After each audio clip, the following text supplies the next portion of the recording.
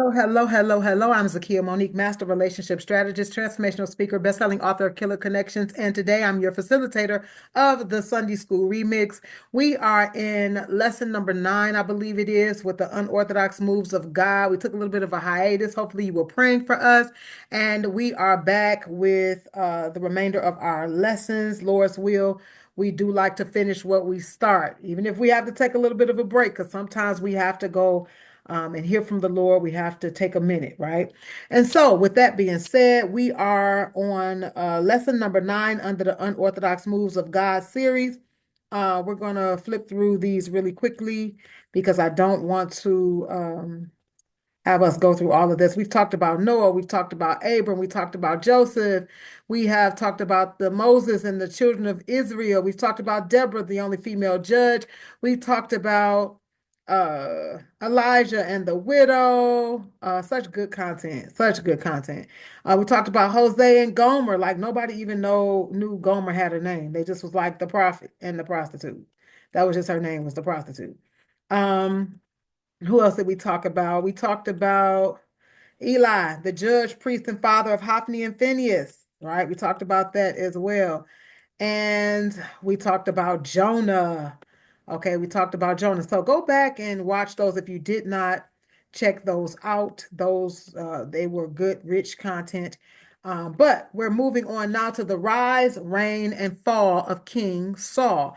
This story, everything that we're talking about, will be found within 1 Samuel 8 through 15. So I admonish you to read for yourself. Never take anybody's word for it. Your salvation is on the line. Your relationship with God is on the line. Don't let anybody tell you what the Bible says. Let them tell you where it's at so you can go see for yourself. So, um, let's talk about our bullets. The children of Israel felt as if Samuel was no longer fit to lead them because he wasn't even leading his own children well. Now, this story starts with Samuel. You remember Hannah and Elkanah's baby. Remember when Hannah was praying so fervently that Eli thought she was drunk? Well, this was the baby, right? This was the baby that she had and recommitted back to God, right? And this baby was raised in the temple, was really pretty much raised by Eli, right? And so this story with Saul starts really with Samuel. Um, and Samuel was one of the most respected judges of Israel. He was also a prophet and a priest, but he had grown old. And Samuel appointed his sons, Joel and Abijah, to be judges in Beersheba, but his sons had horrible character. They were accepting bribes and treating people poorly. Now, Samuel had witnessed this same exact scenario happen with Eli and his sons, Hophni and Phinehas. So it's amazing how he did the exact same thing that Eli did when it came to him being a parent. That's amazing to me. His son's behavior was horrible, but he still appointed them to be judges, just like Eli did when he was old. Like Samuel, you didn't see what God did to Eli. You didn't see that Hophni and Phinehas died on the same day. You didn't see that Eli broke his neck. Like you didn't see it. You didn't see that. You were there, right? You were there. And we see this in modern times when pastors try to pass the baton on to their sons who may not have been called by God. I heard a pastor say he will put you with Saul so that you don't become Saul, right? Here's the thing, if your child was not called to be a pastor, I don't care if you're a pastor and it's time for you to pass the baton on, you better find somebody to pass it on to. So, when God gives us a mentor, or a front row seat in the ministry of another and we see them doing wrong, perhaps God is giving us what the elders used to call a cheap lesson so that we don't repeat their mistakes. We don't want to repeat their mistakes. Samuel did the same exact thing. He was fervent, he was diligent in the things of God, but did not deal with his children. Did not deal with his children. Okay. And so they no longer wanted a prophet of God. They wanted a physical king to go to war with them because others had one. Okay, so the elders of Israel are who we're talking about. They did not want Samuel's sons to lead them. They wanted an actual king that could go with them in battle like other nations. They said to him, "You are old and your sons do not follow your ways. Now appoint a king to us, such as all the other nations have." But when he said, but when they said, "Give us a king to lead us," this displeased Samuel. So he prayed to the Lord, and the Lord told him, "Listen to all that the people are saying to you. It is not you they rejected, but they have rejected me as their king." You can find that in 1 Samuel 8, verses 5 through 7. Now, they wanted a king that they could see, one that would physically go to war with them. They wanted to conform to what everybody else was doing. They saw strength and stability in other monarchies and were tired of the threats of other nations and political instability. They wanted a more stable leader. But my question is, what's more stable than God? What's more stable than God, children, people of Israel? What's more stable than God? They wanted to be like everybody else. But they never realized that they weren't created to be like everyone else, just like we sometimes do not realize it, right? You know, sometimes we run away from the very thing that makes us unique and stand out. We want to get rid of that. You know, I remember I didn't like my name. I didn't like my name because back, I don't know where all these Zakiyas came from now, but there certainly weren't a lot around when, you know, when I was coming up. Okay. There weren't even a lot of Z's.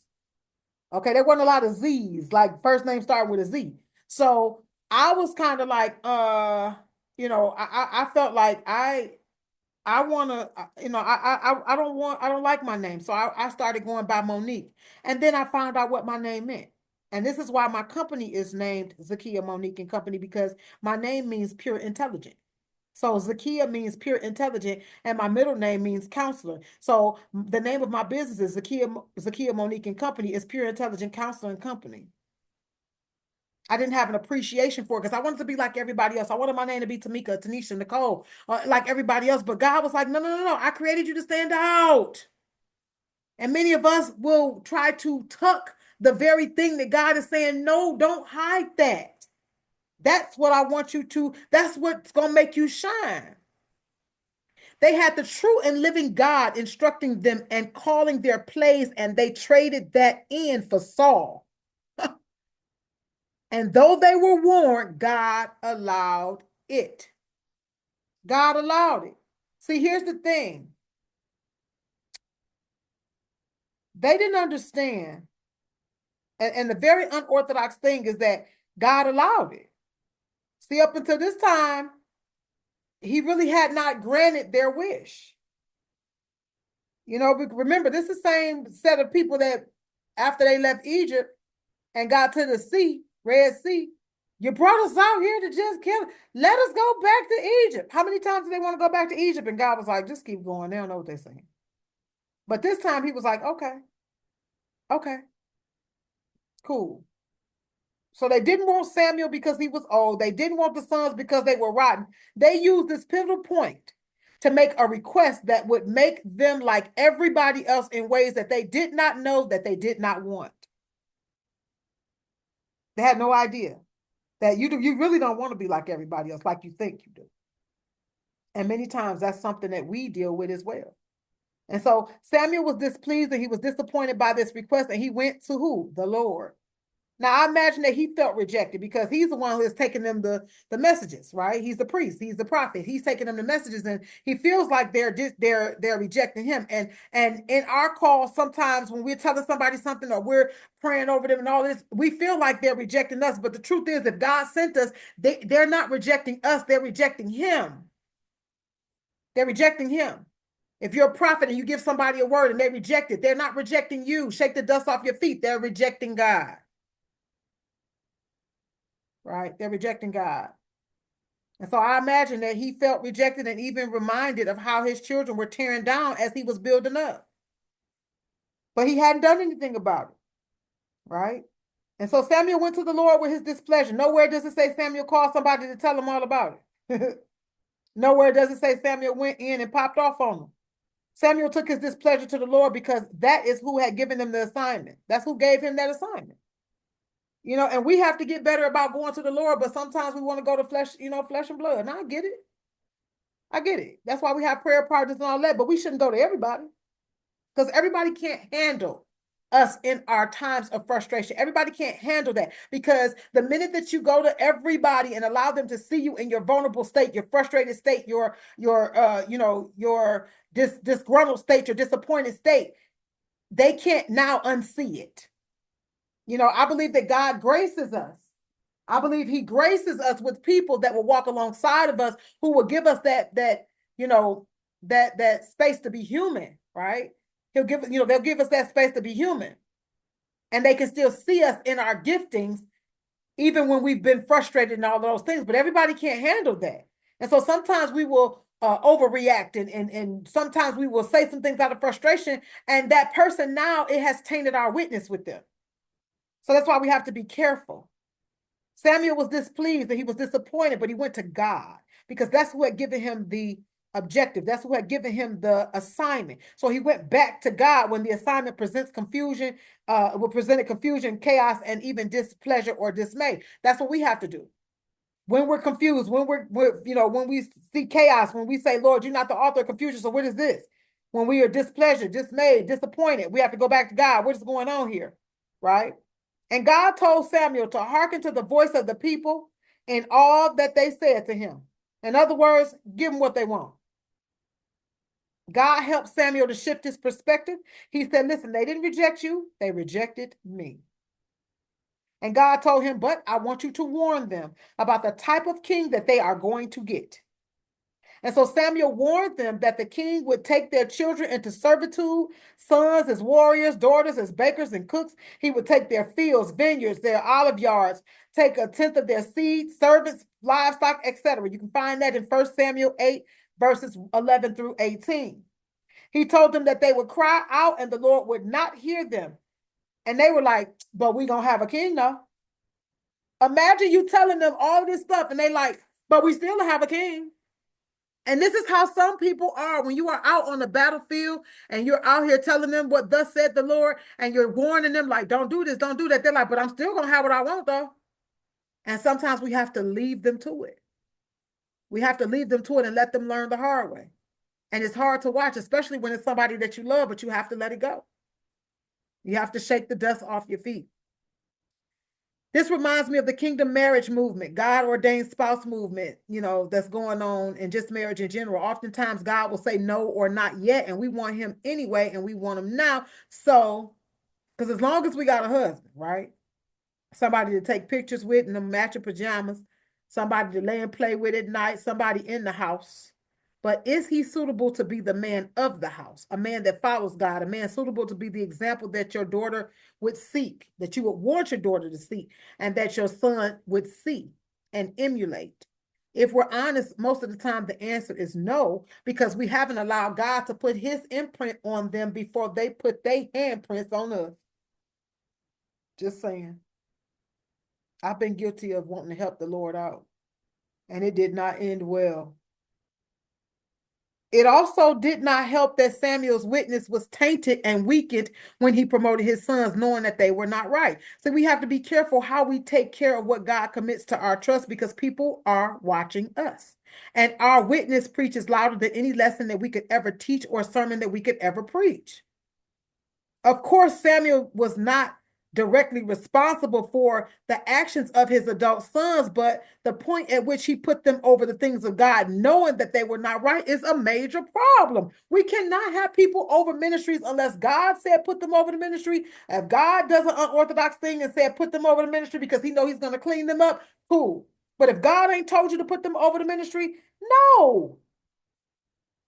It can be hard in leadership when you're both a parent and a priest or judge of your child, but you got to go with your call. You got to go with your call. When you accept the call, you accept the responsibility. And while we have the responsibility as parents and mates and all those things, it becomes double when we're standing in the spiritual leadership over our mates and children and parents and all that. We will be held accountable just like Eli was. And it didn't just impact Eli's sons or Eli, it impacted the whole house. That's the thing. It impacts everybody. It spills over. So knowing the consequences, they chose to have a king, even though Samuel made them aware of what would occur. We want a king over us. Then we'll be like all the other nations with a king to lead us, before we go out and fight our battles. They didn't care. Just give us a king. They didn't care. Just give us a king. Samuel heard all that the people had said. He repeated it before the Lord, and the Lord said, listen to him and give him a king. You'll find that in 1 Samuel 8, 19 and 20. God knew their motives were wrong, but he still gave them what they wanted. Unorthodox move of God, knowing that it would cause great harm to them. See, he had protected them all this way. He had protected them all this way. We want to go back to Egypt. No, they don't. All this way. Every time they complained and murmured and cried and whined and all of that, he's still protecting them. But this time he said, I'm going to give them what they want because I'm tired and you ain't going to keep rejecting me. You ain't going to keep rejecting me after I've shown you all the different plagues, after I've shown you that the enemy you see today, you'll see no more. I opened up a whole Red Sea in front of you and closed it up on your enemies. I did all of this. And you still saying what? We want a king. We don't want you. Imagine you've done, you've done everything. Mary J. Blige say, 11 years out of my life. Besides the kids, I have nothing to show. You ain't gonna keep on giving. Appreciate. Love it. After a while, anybody get tired. And God was like, I'm gonna give them what they want. That's a very unorthodox move of God for the children of Israel, for the people of Israel. But he knew it was gonna hurt them. And he warned them. But they chose to swap out God's direct provision and protection that they had received and had been sustained by for many years. So God gave them Saul. And this shifted Israel from judges to kings, from judge to monarchy. Because they had judges up until then. But then they shifted to a monarchy. Now they have a king. But here's the thing, God was still in control.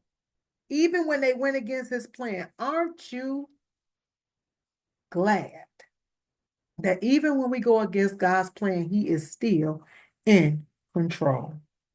Thank God that his grace is sufficient. God told Samuel that Saul was coming, and he confirmed him when he arrived. Now, here's the thing. Saul walked out the house as a farmer looking for his father's donkeys and walked into purpose. He became the first king of Israel walking out of the house looking for some donkeys. Imagine that. He didn't know all of this was going on. He was searching for his father's missing donkeys, ran into the prophet Samuel, who he had been sent to meet, who had been sent to meet him. And he was just trying to say, hey, where the donkeys? You seen these donkeys? And Samuel like, yeah. Come to this dinner. So they ate together, and the next day, Samuel told Saul he was going to be the first king of Israel and anointed his head with oil. Now, can you imagine Saul? I'm going to be the what? I didn't leave out the house for this. And according to my studies, Saul, his name means ass. Okay, it's derived from the Hebrew word Shaul, Sha'ul, SHA''UL, meaning ass. He was a Benjaminite. Okay, he was a Benjaminite. He was fine as wine in the summertime and came from a healthy, okay, I probably shouldn't, okay, anyway. He was fine, okay? And he came from a wealthy family. You can find that in 1 Samuel 9, 1 and 2. He looked like a leader, and God knew this was going to be important to the superficial folk. He was tall, he was handsome, he was strong. They say he was like a whole head, he was like a whole foot taller than everybody else, right?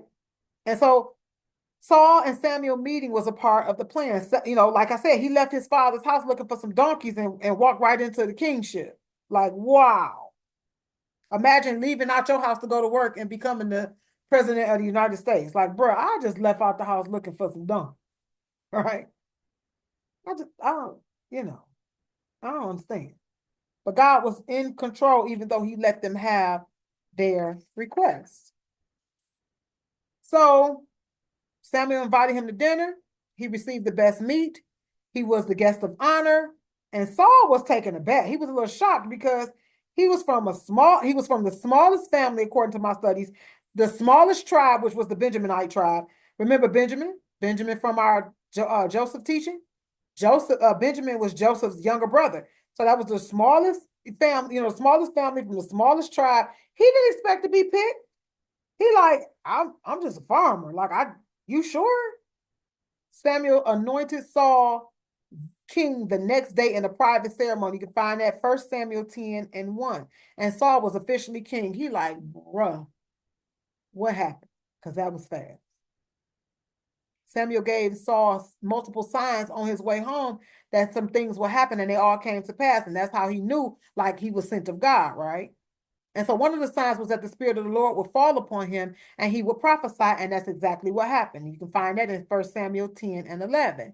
And so God was equipping him, even though he wasn't, even though God didn't desire him to be the king of Israel, God didn't want that for Israel. He still equipped Saul. He still equipped him. And when God calls us, he equips us. He pays for what he orders. Okay, he pays for what he orders. Now, when it was time for Saul to be publicly revealed as king of Israel, Samuel cast lots to show that it was God's will, because that's how they did things back then, right? But here's the thing, Saul hid. And this showed a little bit of humility and anxiety. He hid in the midst of some bags. He's like, I'm scared. Like, I ain't ready for this. And so that shows that he has some humility, right? Because, pride don't hide. Baby, pride does not hide, okay? And so when he was revealed, people were mostly pleased because of what? How he looked. Because he looked like a leader. But then there were some people that were already not pleased, like, what make him think he could be over us? Isn't that something? You ask for a king, and then half of you saying, but what make him think he could be over us? My gosh, I gave you what you asked for. So there was friction even at the beginning of his reign, despite the fact that they asked for him. I think men tend to make this complaint of women, that y'all don't know what y'all want. And sometimes, ladies, we are guilty. That we don't know what we want, but we expect them to know what we want. This is the same thing. They asked God for a king, he gave him a king, and then they say, well, what make him think he can lead us? Wow. Okay. Wow. So some of them were disgruntled even before he started. And so Saul, initially he had the ingredients to be a servant leader. He was humble. He was humble. And they were mostly receptive, as I said, because of his outer appearance. And they were initially happy and unified, but eventually were unhappy with Saul's leadership. And let's see why. So there were three main themes to Saul's kingship. The overall themes are as such: dealing with the Ammonites, the war against the Ammonites, the war against the Philistines, and then the war against the Amalekites. Okay, and so let's see what happened. So in 1 Samuel 11, Saul's first task after he, was ordained was the Ammonites invaded Jabesh Gilead and proposed that, you know what, we'll make a covenant with you, because Jabesh Gilead, their people were scared. And so they were like, we'll serve you. And, the Ammonites took it a step further and was like, all right, so we'll make a covenant with y'all, but we got to be able to gouge out all of y'all right eyes and lay it as a reproach upon all Israel. Like, you what? So it ain't enough for us to say we're going to serve you, but you want to gouge out our right eyes too?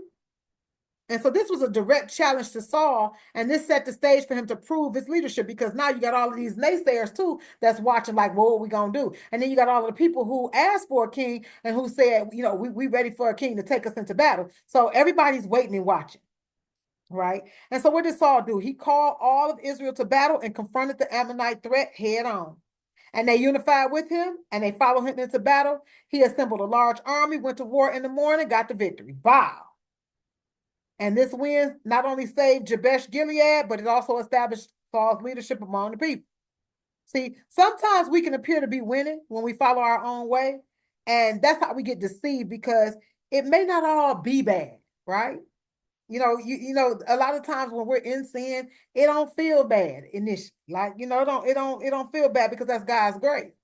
But then all of a sudden stuff just take a little turn and you're like, wait, what happened to the fun? What happened to the money? What happened to this? What happened to that? It goes downhill, because God's grace is not going to remain in a place where God is not at. It's not going to be there. You can't ask for God's hand and his provision and his protection, but you don't want him. Nope. Those days are gone, gone, gone. And so the people told Samuel to bring the naysayers that were against Saul to them to be put to death after this. This how hyped they was about winning and how united they were. Anybody who was a naysayer, bring them because we're gonna put them to death. But Saul said, no, no, no, no, no, no, no, no, no, no. God gave us the victory today. We're not finna kill nobody. We're not finna take no lives. No, we're not. Instead, Samuel suggested that they go to Gilgal and renew the kingdom, making Saul king before the Lord. And they sacrificed peace offerings before the Lord and they rejoiced instead. So Saul passed that test, right? The Ammonites. All right, fast forward to 1 Samuel 13.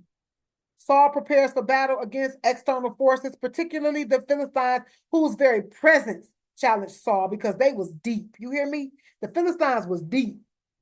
Saul chose 3,000 men of Israel, 2,000 to be with him in Michmash and in Mount Bethel, and 1,000 went with Jonathan in Gibeah. Well, in verse 4, it says that Jonathan, Saul's son, attacked a Philistine garrison, which is a barracks. It's like a military base, right? And this provoked the Philistines to come. Now, did you hear me say Saul chose 3,000 men of Israel? 3,000. 2,000 to be with him in Michmash and Mount Bethel, and 1,000 to be with Jonathan in Gibeah. Well, the Philistines came stomping through the hood with 30,000 chariots, 6,000 horsemen, and so many people that the word of God compared them to the number of sand on the seashore. Bruh, what you go bother them for? What you go bother them for? And this caused the Israelites to do what? To be fearful and hide because of the size of the army. They hid in caves, the woods, rocks, high places like mountains and pits. They was like, we're not going to fight them. It's too many of them. And Saul's leadership was now at stake, and this is where we see the decline. Samuel had told him to wait in Gilgal 7 days, and Saul waited. But the people were trembling and the people were leaving like, forget this. We're not about to stay here and get attacked. We're not about to stay here and get attacked. We're not going to stay here and get attacked. And because Samuel did not, quote unquote, arrive on time, Saul took matters in his own hand and offered a burnt offering himself instead of waiting for Samuel, who was the rightful person to do it. See, only priests were supposed to do it, and Saul was not a priest. And here's the thing. As soon as he offered the burnt offering, here comes Samuel. Doggone it, isn't that how things go sometimes? The minute we hastily move outside of God's will, outside, out of pride, frustration, anger, impatience, then here comes the thing we were waiting on, but now we got ourselves in the jam. Now we got ourselves out of place. Now we are outside of God's will. I know I can attest to that happening in my life because if I had just waited a little longer,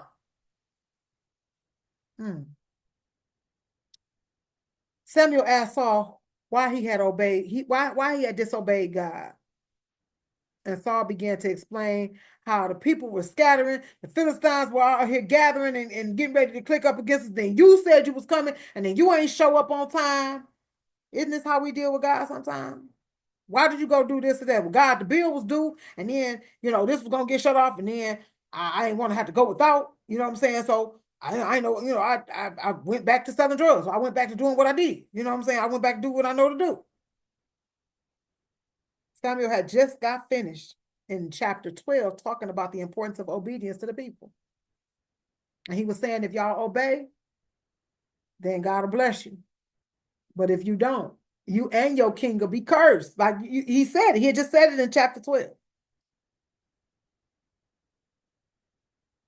The impulsive move cost Saul greatly. Here's the thing. We never know how much disobedience will cost us. We never know how much disobedience will cost us. We don't know if God will give us a pass, and that be one of the things where he's sovereign about, or we don't know if it'll cost us everything or anything in between. We don't know. But now, in verse 14, it says, but now thy kingdom shall not continue. You see how much it cost him? This impulsive move cost him. It says, but now thy kingdom shall not continue. The Lord hath sought him a man after his own heart, and the Lord hath commanded him to be captain over his people, because those has not kept that which the Lord commanded thee. And by this time, Saul only had 600 men. He had 600 men. Isn't it crazy? These are the people that you betrayed God for. You were worried about these people. You were worried about the people. You were worried about the people. And so you crossed God for the people. You disobeyed God for the people, the same people that left you. People will be with you in times of triumph, but one quick scene change and they will scatter. People are fickle, go with God. People are fickle, go with God. People are fickle, go with God. Jonathan courageously took his armor bearer and launched a surprise attack against the Philistines, causing them to panic because they were caught off guard. So Jonathan got up and was like, come on, took the armor bearer and they went without his father's permission. And he was like, look, he's just gonna do it. And so he caused them to panic because he caught them off guard, but then they were even further thrown off because then God helped them out with an earthquake. So God allowed the earthquake so that it would help their efforts, right? Because he knew they were outnumbered. But when you have God on your side, you're never truly outnumbered. Never truly outnumbered, right? And so Saul and his men then joined in, and some of the Israelites who had been fighting against them and with the Philistines turned and now were fighting with them against the Philistines. So now they were with Israel and against the Philistines. So their army grew. The Lord delivered Israel and gave them the victory once again, but Saul's leadership was diminishing because his son looked like the hero. Because God's hand was no longer upon Saul. Because Saul had disobeyed and did what he wanted to do. Saul further discredited his leadership with a vow for everyone to fast all day until he avenged himself on his army. So we got to fast until you win. Like, how long that's going to be? They couldn't eat. They had to fast all day. Now, sir, we at war. Don't your armies need nourishment? They all was weak in battle. I mean, struggling. And his son Jonathan inadvertently broke the vow because he didn't know about it. He hadn't heard about it. So he dipped his staff in the honeycomb and put it in his mouth. And somebody told him about the vow. And when they told him, he said, well, shoot, we would have probably really won if y'all wasn't out here lethargic, out here struggling, out here starving, out here malnourished. But guess what? Saul was like, oh no, I'm holding to this. I'm holding to it. Because when he went to pray to God, God wouldn't hear him. So he was like, something is off, something wrong. And so when he found out that his son had ate the honeycomb, had the honeycomb, he was going to put him to death. Now your son is the one who just helped, help become a hero, and you finna kill your son over some honeycomb over a vow that you never should have made. So the people of Israel intervened to save Jonathan's life because Saul was going to kill him for eating that honey. And this further diminished his leadership because, first of all, this vow is foolish. We at war, sir. We're at war. Hey, they need the nourishment. So that was the Philistines. They won it, but they won it with God's help. And Saul was not the hero. You see where this is going. So we scoot on over to 1 Samuel 15. Samuel, under the direction of God, told Saul to go and attack the Amalekites because the Amalekites had been playing in God's face and messing with Israel. And he like, no, you're not. And so he told Saul, go and attack the Amalekites and destroy all that they have and do not spare them. Don't spare them. Don't spare nothing. Don't take nothing. Don't spare nothing. Now, this was a chance for him to redeem himself, right? So Saul rounded up 200,000 foot soldiers and 10,000 men of Judah, and he ambushed them, and they won. They destroyed all of the people, but they spared Agag. Excuse me, did you hear what he said? Agag, their king, and the best of their sheep, oxen, fatlings, lambs, and all that was good. The Lord told Samuel then that he regretted making Saul king. Saul's actions and God's remorse stressed Samuel out so bad that he cried out to the Lord all night. Samuel rose early and met Saul, and here goes Saul gloating, chest all big. He had to set up a monument for himself and everything. He eagerly told Samuel that he had carried out the request of the Lord. And Samuel said, well, why do I hear the moaning of sheep and the lowing of oxen? Saul said, we brought the best of their stuff to sacrifice to the Lord. But everything else we destroyed. Samuel said, let me get this straight. God anointed you king of Israel again, told you to attack the Amalekites and spare nothing, but you spared something? Why did you not obey the voice of the Lord, but instead you did what was evil in his sight? So God had to keep renewing his vow with Saul because Saul just kept doing what he wanted to do. Got to keep on making him king of Israel. Got to keep on renewing his vow, right? He said, no, he didn't redeem you, and you still doing what you want to do. Saul said, but I did obey. We brought back the king and the best of the spoils to sacrifice to the Lord your God. Samuel told Saul, obedience is better than sacrifice. Now we hear that scripture a lot. But since you have rejected the word of the Lord, he has also rejected you from being king. Again. My gosh. Saul said, I have transgressed because I feared the people and listened to their voice. Please pardon my sin and return with me that I may worship the Lord. Samuel said, no, I ain't returning with you. You rejected the Lord. The Lord then rejected you from being the king. And he turned to walk away, and Saul grabbed Samuel's robe and it tore. And Samuel said to him, the Lord has torn the kingdom of Israel from you today and has given it to your neighbor who is better than you. Saul was still pleading for Samuel to go back with him so he could worship with him. And Samuel finally went back with him. He followed him and he let Saul worship the Lord. Then Samuel said, bring me Agag. He told Agag, as surely as your sword has made women childless, so shall your mother be childless among women. And he chopped Agag to pieces. And he turned and he left, and he never saw Saul again until he died. But he grieved over Saul, and surely the Lord again regretted making him king. Now, going further into the lesson, God then asked Samuel, how long you gonna mourn over Saul? Because we done with that. We done. It's time to go anoint a new king. And that's further, where we see him go to Jesse's house and ask, where are your sons? Because one of your sons is gonna be the new king of Israel. And so that's where that is. But for the purposes of this lesson, Saul's kingship pretty much ended with the Amalekites when he did not do what was right. And that's when God then began to just remove himself from Saul, because Saul did not adhere to what God wanted him to do. And God is like, I can't deal with a king that's not going to listen to me, right? You're not going to listen to me. Obedience is better than sacrifice. And that's God's word to us. Obedience is better than sacrifice, right? And so what is the assurance that we have? The assurance is that God raised up a replacement when the people's choice failed him and them, and that was King David. The assurance is that he did not leave them under Saul's care to continue to be battered and bruised, to continue to be taken advantage of, to continue to be misled. But he raised up a replacement when the people's choice failed him and them, and that was King David. So I'm going to stop the recording right now. If you have any questions, make sure you let us know.